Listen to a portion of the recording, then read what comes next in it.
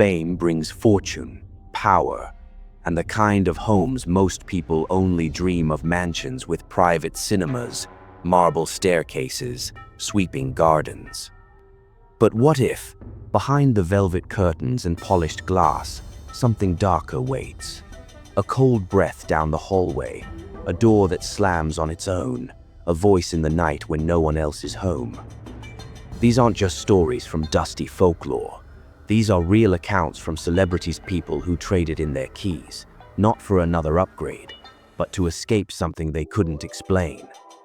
Winona Ryder fled her Hollywood Hills home. Adele hired 24-hour security, not for stalkers, but spirits. Even Nicolas Cage couldn't last long inside one of the most haunted homes in America. What drives the rich and famous to run from homes they once loved? What secrets do these walls whisper when the lights go out? These are the homes where the spotlight faded and the shadows took over. Number 1. The Belle, Air Curse, Nicolas Cage's LaLaurie Mansion. In the heart of New Orleans' French Quarter stands a mansion so drenched in horror, its very name sends shivers down local spines: the LaLaurie Mansion. Behind its elegant ironwork and tall shutters lies a past steeped in unspeakable cruelty. In the early 1800s, Madame Delphine LaLaurie, a high society socialite, hosted lavish balls by night and committed horrific acts by day. When a fire exposed her attic of chained and mutilated slaves, the city recoiled in horror. She fled into the night, and the house was never the same. Locals whispered that the walls screamed, that no one who stayed long left unchanged. More than a century later, that darkness called out to someone new. In 2007, actor Nicolas Cage, stranger to eccentricity or the occult, purchased the infamous home for $3.45 million. Some said it was just another odd addition to his eclectic portfolio. Others believed it was something more. Cage had long been fascinated by haunted places and ancient artifacts. Owning one of America's most haunted homes seemed less like an investment and more like a dare. But the house didn't welcome him. During Cage's brief ownership, neighbors reported strange disturbances. Lights flickered in empty rooms. Shadows moved where no one stood. And then there were the screams, faint but chilling, echoing through the walls at night. Staff refused to enter certain parts of the mansion alone. One housekeeper reportedly quit after witnessing a door slam shut behind her with such force it cracked the frame. She said she felt watched every moment she was inside. Cage himself never moved in. He visited only rarely and never for long. The house, it seemed, didn't want a celebrity, it wanted a soul. Within 2 years, the mansion was gone from Cage's life, lost, not in a simple real estate deal, but swallowed in a wave of financial collapse and legal trouble. The LaLaurie Mansion was seized by the bank in 2009, along with many of Cage's other properties. Some say it was just poor timing and bad financial advice. Others believe the house played a part, like it cursed those who tried to possess it. Cage has never spoken in detail about his time as its owner. No interviews, no reflections. Just silence, as if even mentioning it might stir something best left buried. Today, the mansion still stands, watching the world go by through shuttered windows. Tourists take photos from the sidewalk, but no one dares peek in for long. Nicolas Cage moved on. Or at least, he tried. But some say you don't really leave the LaLaurie Mansion. You just stop talking about it. Number 2. Whispers at Winona Ryder's Hollywood Hills home. High above Los Angeles, nestled in the tangled charm of the Hollywood Hills, sits a house that looks like it belongs on a film set, draped, sun-dappled, quietly cinematic. But behind its vintage facade lies something that never made it into the scripts. Long before Winona Ryder ever walked through its front door, the home had a reputation. Locals spoke of strange sounds in the night, flickering lights, and a woman in white who appeared in mirrors but never in person. The first whispers of haunting date back to the 1930s, when a silent film star reportedly vanished inside its walls, never to be seen again. His disappearance was chalked up to scandal, then forgotten. But the house remembered. Winona Ryder moved in decades later, drawn to the old-world charm and isolation it offered. Known for her roles in the dark and the strange, Ryder had always admitted a fascination with the supernatural. But this wasn't movie magic. This was real. She once said in an interview, half joking, that she felt like the house had moods. At first, it was small Thinkshire dog barking at empty corners, lights that dimmed when she entered a room, a chill that crept through the halls no matter the season. But then came the dreams, vivid, fragmented, recurring. A woman crying in the hallway, a shadow figure standing at the foot of her bed. She started waking up with bruises she couldn't explain. Doors she knew she locked were found open in the morning. Her reflection, just for a second, would move differently than she did. Friends noticed her unease. One visitor, a close friend from the industry, later said she refused to use the upstairs bathroom alone after seeing what she described as someone walk past the doorway while she was washing her hands. No one else was home. The energy, Ryder would later admit in a rare quote, was not just heavy, it was personal, as if whatever lingered there had been waiting for someone like her, sensitive, receptive, open. Then, just as suddenly as she moved in, she was gone. She didn't sell the house right away, just left. For months, it stood empty, perfectly maintained, yet untouched. Realtors who tried to show the property described strange issues with the lights and electronics. One even claimed to hear piano music from the sitting room, though no piano was ever found. To this day, Winona Ryder avoids the topic. No dramatic stories, no exorcism tales, just a quiet exit and a lingering silence. But those close to her say she still doesn't like talking about the house. As if saying too much might stir something again, something that never really left.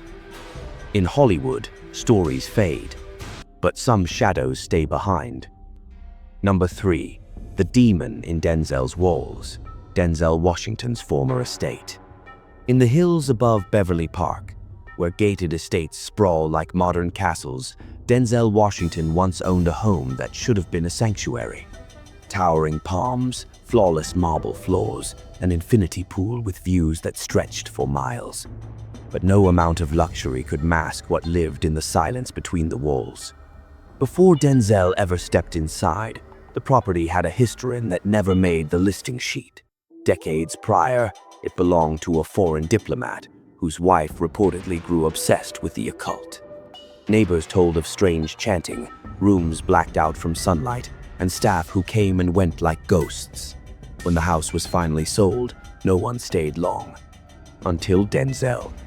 At first, it felt like any other upscale home. But the peace didn't last. His family began noticing small items shifting positions, windows found open that had never been unlocked, lights turning on by themselves. The air in certain rooms turned inexplicably cold, even during summer heat waves.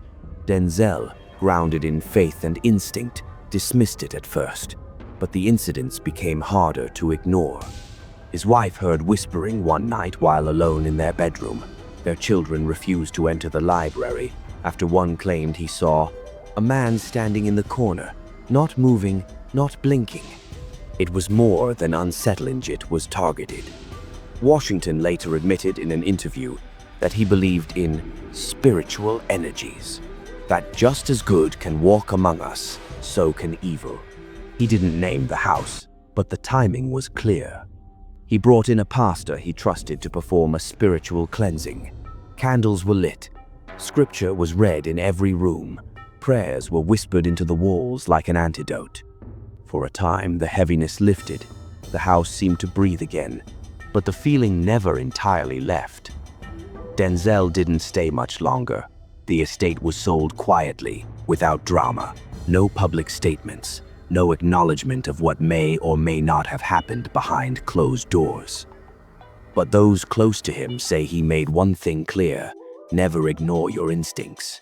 If a house feels wrong, it probably is. In the world of Hollywood, where illusion reigns, Washington has always stood out as someone deeply rooted in truth. He believes in forces larger than fame. And in that house, behind all the polish and perfection, he sensed something else at work. Something old, something watching. It wasn't fear that drove him out, it was clarity. A knowing that not every battle is fought in daylight, and not all hauntings rattle chains. Some just sit in the corners and wait. In that home, Denzel chose to walk away before the shadows grew deeper, and he never looked back. Number 4. Haunted by the King Elvis Presley's Graceland. Graceland is more than a mansion. It's a monumental shrine to rock and roll royalty, nestled in the heart of Memphis. Every inch of it reflects the man who once ruled the world from its halls, Elvis Presley. The King. Fans still gather by the thousands, year after year, to pay their respects, to walk the shag-carpeted rooms, to breathe the same air that once carried his voice. But not all who enter leave with just admiration. Some leave with something unseen, uneasy feeling, a story they can't explain, a sense that Elvis never really left the building. Staff members, some of whom have worked at Graceland for decades, speak in hushed tones about what happens after the last tour ends, doors that slam in empty wings. The faint sound of a piano playing itself late into the night. One security guard swore he heard a voice singing soft, low, unmistakably Elvisonly, to find the music room locked, lights off, and not a soul inside. Another described lights flickering in the jungle room, right before a cold gust of air swept through, despite the summer heat outside. It isn't just the workers. Visitors have reported strange chills in Elvis's bedroom hallway. A few have fainted while standing near his grave, claiming they felt pushed or overwhelmed by an unseen force. One fan even described seeing a figure in a white jumpsuit at the top of the stairs. When she pointed it out, it vanished like smoke. Over the years, paranormal investigators have begged for access, hoping to document what they call residual energy, a psychic imprint left behind by strong emotion or trauma. Most have been denied entry, but one unofficial team, posing as tourists, claimed their EMF meters went wild in the meditation garden. Their footage, shaky and grainy, shows a flickering orb hovering just above Elvis's headstone before blinking out of existence. But perhaps the most telling stories come from the famous guests.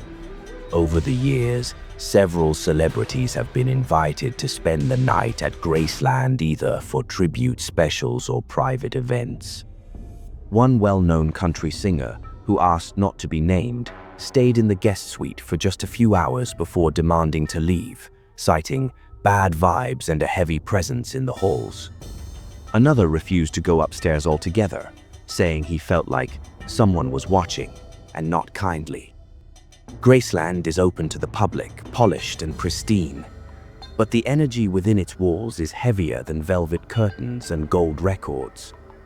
It's as if Elvis, with all his passion, pain, and power, imprinted himself into every corner.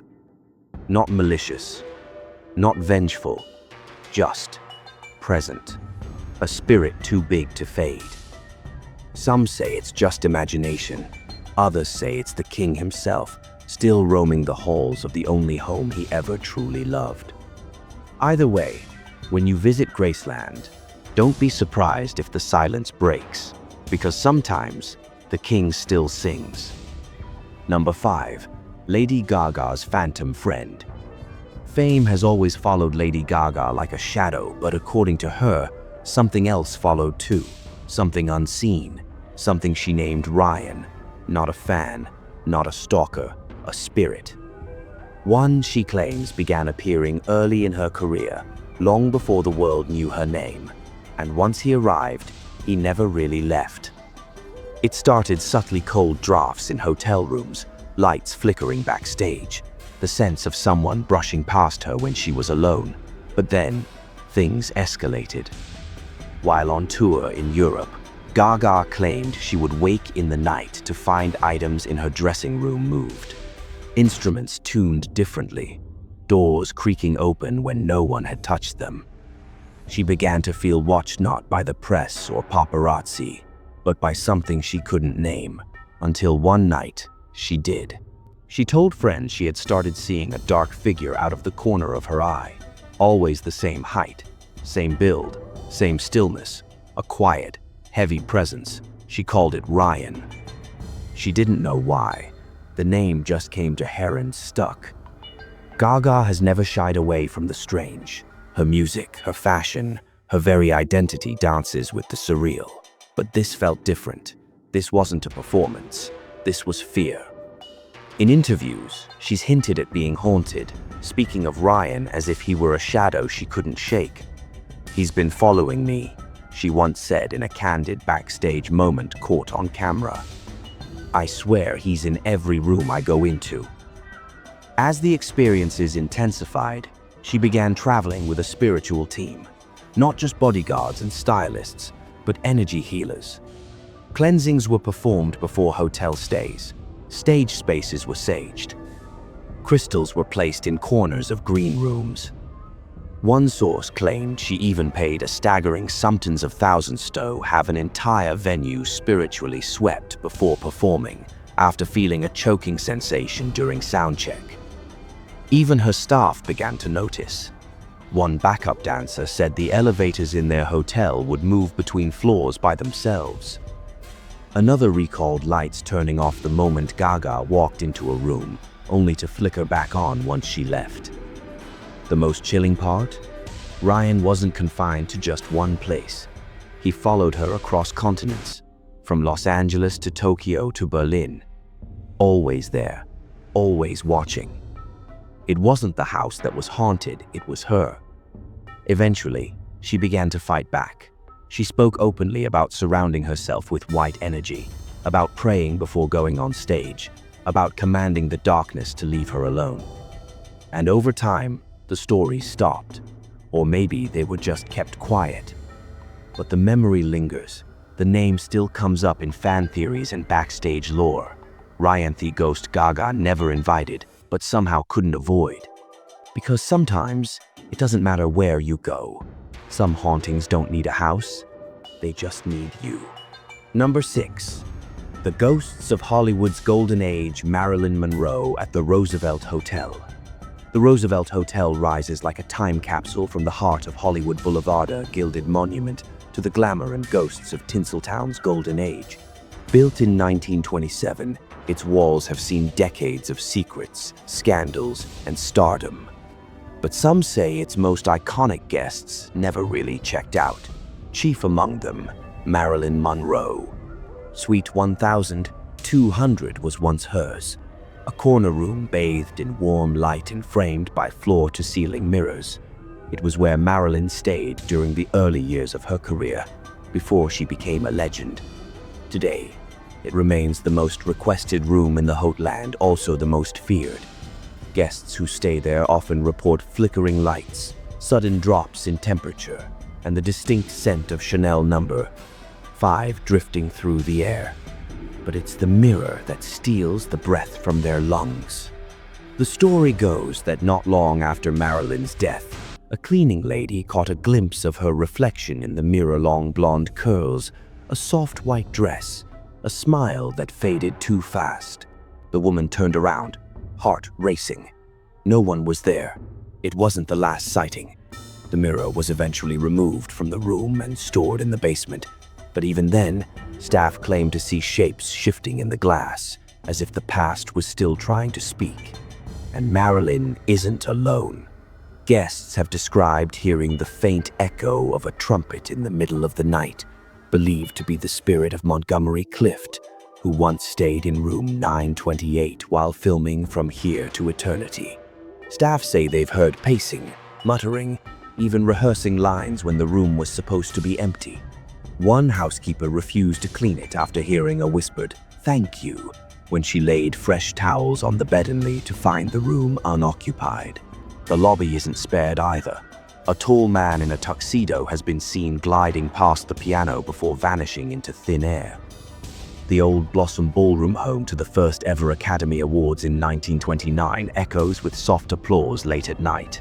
Lights flicker, shadows pass by the curtains, always just out of reach.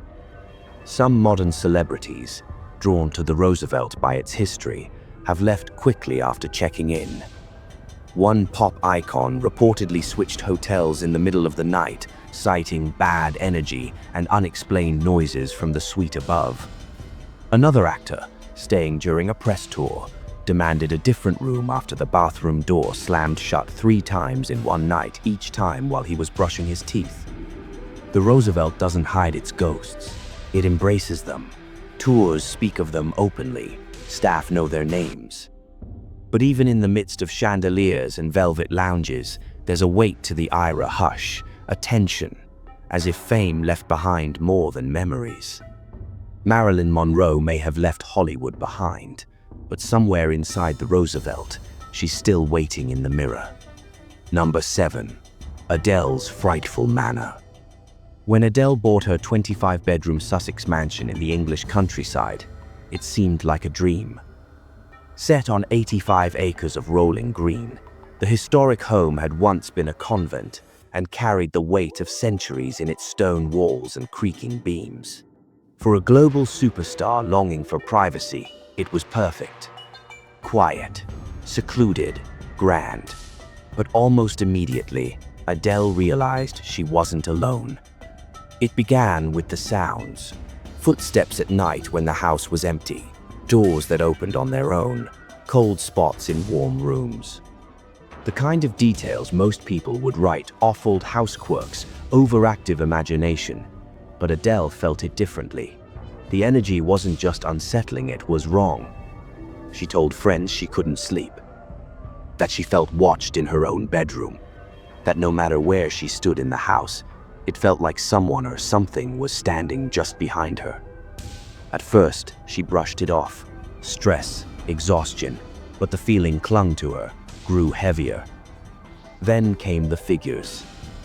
One night, she swore she saw a woman at the end of the hallway, pale and still. No sound, no movement. Just there, watching. When she turned the light on, the hall was empty. Another time, she heard whispering in the stairwell. Soft, feminine, but unmistakably near. Adele, never one for theatrics off stage, took it seriously. She hired a full-time bodyguard not to protect her from obsessed fans or paparazzi, but from whatever haunted that house. He was instructed to stay close at all times, especially at night, not outside, inside. The guard, according to insiders, admitted he didn't like being there alone either. For someone as grounded as Adele, the decision didn't come lightly.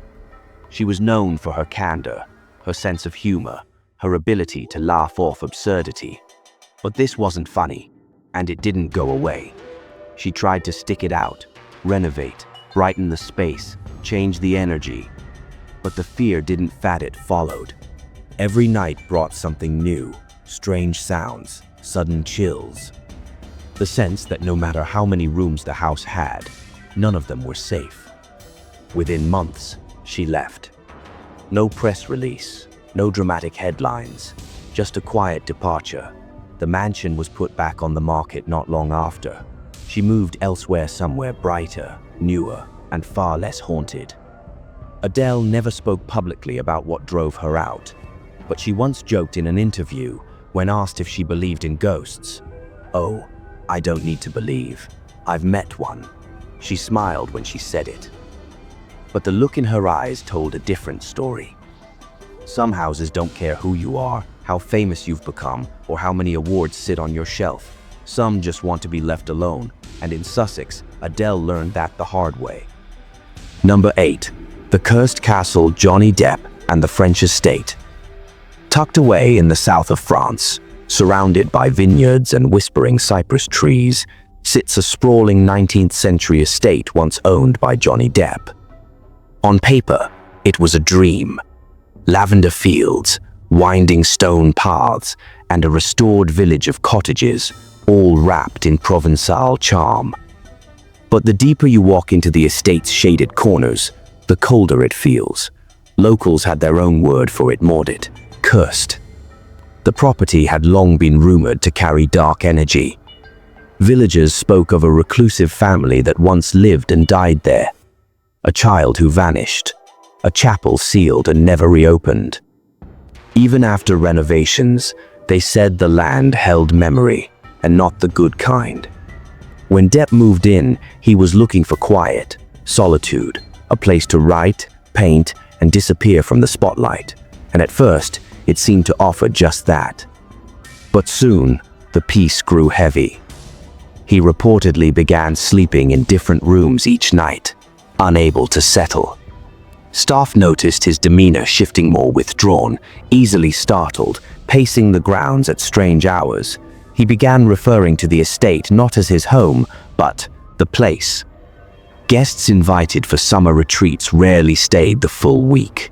One close friend claimed the house felt like it watched you, especially near the old wine cellar.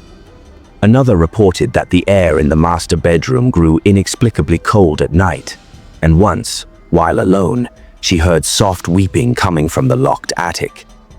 Depp himself was said to avoid certain parts of the estate entirely, most notably the stone chapel near the vineyard, where candles would refuse to stay lit. He put the house up for sale more than once, but like something didn't want to let go, the process dragged. Deals fell through, buyers walked away. Local agents even admitted the estate had a strange energy, though none would say so on record. Eventually, Williams left. Whether he sold the house or simply abandoned it was never fully confirmed. But those who visited since say the air still feels heavy, especially near the basement steps.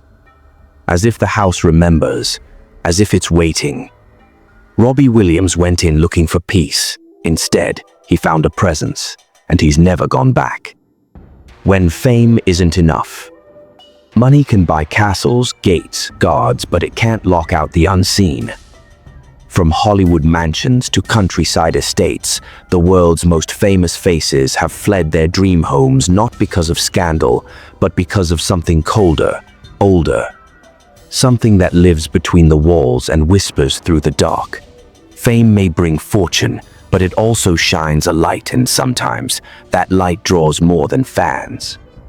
These haunted homes, abandoned and avoided, are reminders that fear doesn't care how many followers you have, or how many records you've sold, because no matter who you are, ghosts don't care about celebrity status.